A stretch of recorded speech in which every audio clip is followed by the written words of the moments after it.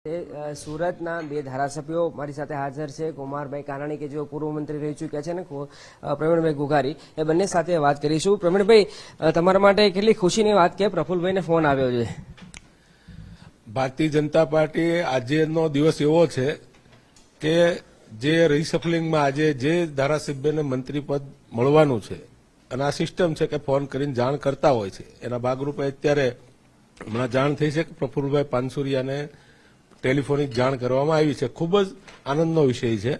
અને ભારતીય જનતા પાર્ટીની જે સિસ્ટમ છે એ મુજબ આજે શપથ ગ્રહણની વિધિ જે કરવાના છે એ ટેલિફોનિક જાણ કરવામાં આવી રહી છે. તો હવે જે કોઈ મંત્રીઓ શપથ ગ્રહણમાં ટેલિફોનિક જાણ કરે અને શપથ લે એને ખૂબ ખૂબ શુભેચ્છાઓ આપું છું.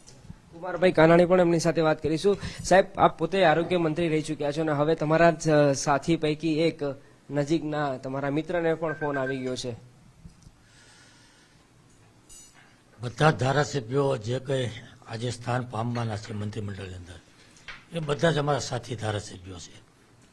જે કોઈને મળે અમારી ખૂબ ખૂબ શુભેચ્છાઓ અને શુભકામનાઓ.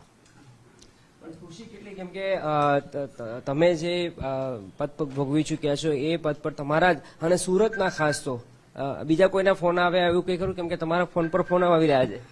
ના, સુરતમાંથી પણ પ્રતિનિધિત્વ મળવાનું હતું અને આગળ પણ પ્રતિનિધિત્વ હતું જ, એટલે સુરતને પ્રતિનિધિત્વ મળ્યો આનંદ છે. અને જે કંઈ જવાબદારીઓ મળી છે એમાં બધા લોકો પોતપોતાની રીતે સફળ થાય એવી અમારી શુભેચ્છાઓ છે. બંને ધારાસભ્યો હતા સુરતના, કે એમના જ એક સાથી સુરતના સાથી પ્રફુલભાઈ પાનસેરી, એને ફોન આવ્યો છે, ત્યારે એમની શું પ્રતિક્રિયા છે તે જાણવાનો પ્રયાસ કર્યો. કેમેરા પર્સન નરેશ રજુરા સાથે અર્પિત દરજી, ગુજરાત ફર્સ્ટ, ગાંધીનગર.